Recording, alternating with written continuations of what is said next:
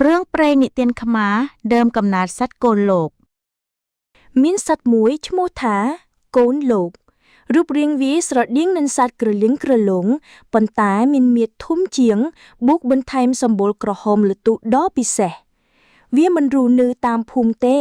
ปนตายจัวเปรยพนุมเฉลยได้มนุษย์ทอมาดาเหมือนงี้คืนตาจามันตึดตาเนี่ยดังเตทาปูสัตว์นี้ปิดทิเมียนดามกำนอดมกปีมนุษย์นี่คือจะกระไดพรับต่อได้โบราณขมายบานิเยสตุนมกทา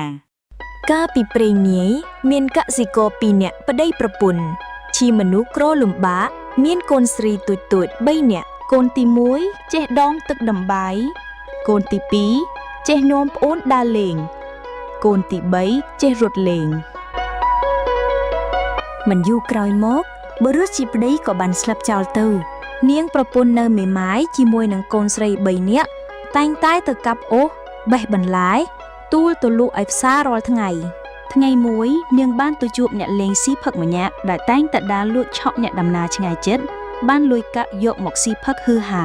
เนี่ยเลงนุกกาลบอกกระเล็กเคยเนี่ยเมไม้ก็สำแดงอาการปกริยาชีเนี่ยกลัวซ้อมส่วนเนียงท่าจอเนียงเราภูมิแอน่าช่างไงดิเจ็ดฮัดเอาไว้ก็มันเอาไปได้ช่วยแรกปรังประตูตูมันเองอย่างมาแล้วเนียงก็ปราบโดยตรงจากการบูรสเนี่ยเลยนูเวงท้าขยมเจสไรแม่ไม้บได้สลับเจ้าเต๋อสับทั้งไอ้กรอลำบากน่ะปรังกับอูแบบบรรแลหลวกกรอนบานประกาบรรตุยยกตะติ้งอาหารจำในไอ้กลไสใบเนี้ยบริโภค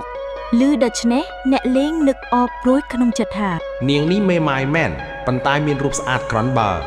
กูอันตามแต่สัวดอกประเทศยกเจียปรับพุนอ้อยบานเนียงเขียมเมียนเจ็ดอันเนดเนียงหน้าเขียมซ้อมจูนดาวกะหาปณะสำหรับติงไอหวานพิงาก้นเนียงจ้อเนียงแม่ไม้ก็ตะตูยกพลิ้มดอยสกรีเตรกอ๋อลูกหลุโอ้นึ่งเป็นลายออกหายเนียงตรลอบมกประเทศวันไอเนะเล้งก็โลบด่าตามกร้อยดำใบก้นมือเนียงตึกเดียววิ้งลูกเป้ประลุกก็ตะจูบแอบเตี้ยเนียงนิเยคณีตรึหมดหายก็ยกนี้จะไปประพุ่นต่อเตอจับตั้งปีทั้งไงหนุ่มมอกเนะเล้งแตงเจงตุกพลอนเนี่ยเสือกปีใบทั้งไงหมกเดือมันดองก็เมียนกันลักคายหมกมันดองก็เมียนน่ะชุบเพลียมดับบังวิจ้องเมียนเจ้าเฮ้ยเนียงนกเมียนเมียประจายบริโบเสียเปียกสุดไตระบวนหล่อก็เตยเจ็ดทมเจ็ดลางจังก็ดาวเล่งจะมือประใดในตามสาเพล็กกึดดอก้อนกำซอดจังใบแน่มันอยู่บนมันเนียงชีมาได้เมียนจัดดาวกระห้สอบกลสเรระบอกคลุ้นเคลื่อนมกโกนไปนะจ้องแต่โยกับบึดหมกกับอ่อยดัดกอเตียงใบเนี่ยเรียเป้ดำสลอชเอินหอยน้อมประใดบริภพใต้ปีเนี่ยสาวบายขนมชนังเหมือนติดบรรทุดโกนเตียงใบนอมบอมโอนไก่ไก่ซีคลาดเด็กลวกกระบายจึงกรันคลาดเด็กลวกในหลวงแท้ขังเกล้ามูสุดค่ำโกงคลวง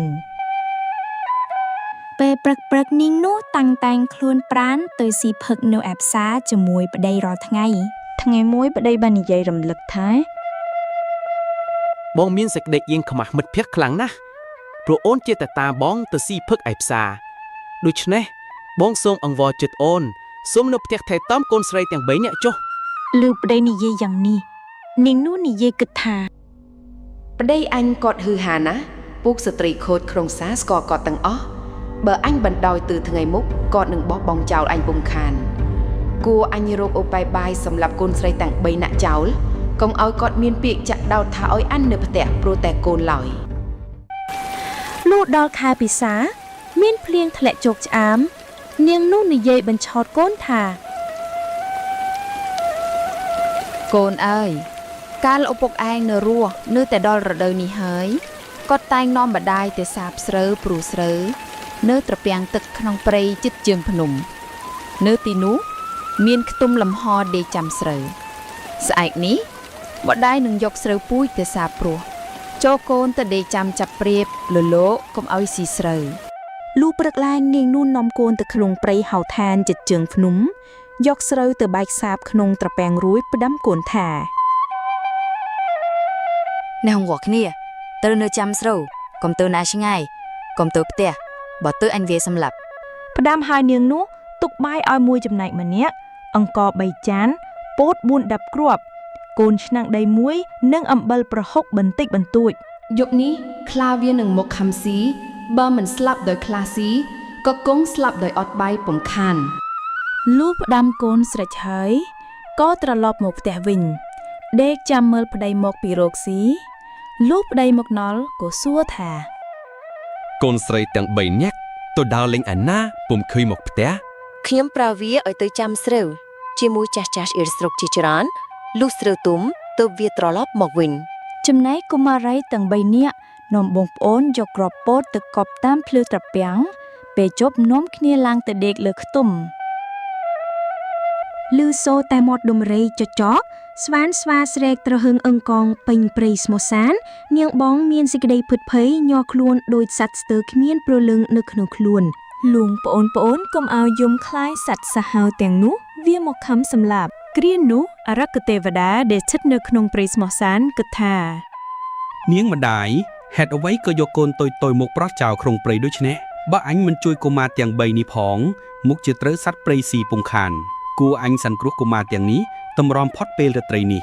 ហើយអញនឹងក្រាបទូលសម្ដេចឥន្ទ្រាធិរាជ គិតស្រែកអរទេវតាសម្ដែងរត់ស្រែកគំរាមពួកសត្វសាហាវរត់ខ្ចាត់ខ្ចាយទៅលុះព្រឹកឡើងក៏ចូលទៅកាន់សំណាក់ទេវរាជនៅទិសឦសានដើម្បីឲ្យទេវរាជនេះនាំដំណឹងទៅក្រាបទូលព្រះឥន្ទ្រាធិរាជទេវរាជរំពឹងឃើញថា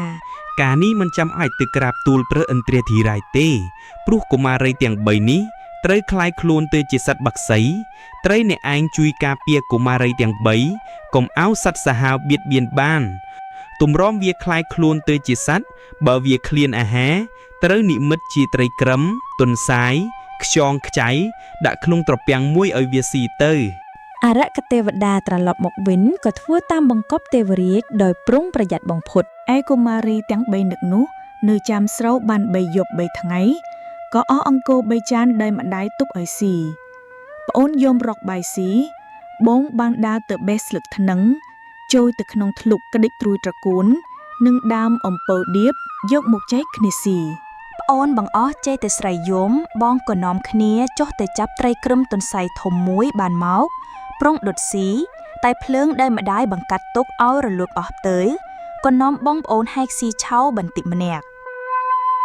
ប្អូនចេះតែយំកន្តកកន្ទិញចង់ទៅផ្ទះបងថាមិនហ៊ានទេខ្លាចម៉ែវាយតែប្អូនទាំងពីរស្រ័យយំខ្លាំងពេកបងទ្រាំមិនបានក៏នាំគ្នាទៅផ្ទះឯម្ដាយកាលបើឃើញកូនបណ្ដាលគ្នាមកដូច្នោះ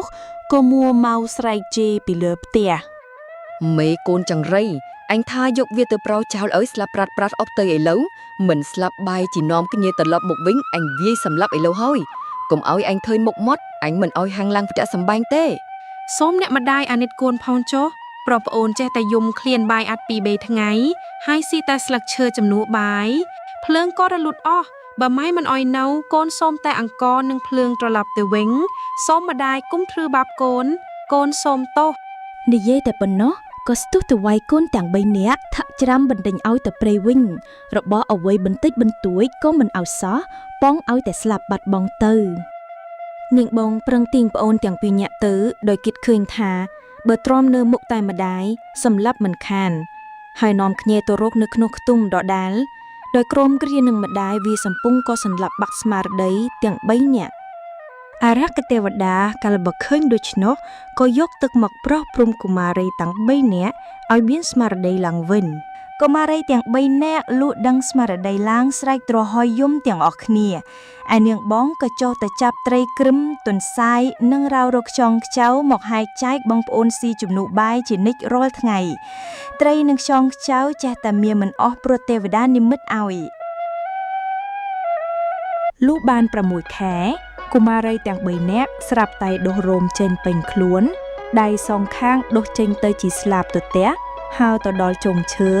ចាប់ប្រទងបេះផ្លែឈើបានទាំងអស់គ្នាតែហើរទៅឆ្ងាយពុំរួចបបោមាត់ដុះចេញទៅជាចំពុះរឹងមាត់និយាយភាសាមនុស្សពុំកើតគ្រាន់តែដឹងខ្លួនថាខ្លួននៅជាមនុស្សតែនិយាយទៅជាសំឡេងសត្វតិរិឆានយូរទៅកាន់តែហើរបានឆ្ងាយបន្តិចម្ដងព្រោះតាំងពីបបោមាត់ដុះចេញទៅជាចំពុះមិនដែលនិយាយភាសាមនុស្សសោះតែបើមនុស្សនិយាយទៅរកនៅស្ដាប់បាន ឯប្តីចុងរបស់នាងជាម្ដាយនៃកុមារីទាំងនោះតែងប្រព្រឹត្តអំពើចោរកម្មជានិច្ចថ្ងៃមួយមានញាក់ចិត្តខាងគេប្តឹងដល់ញាក់រាជការ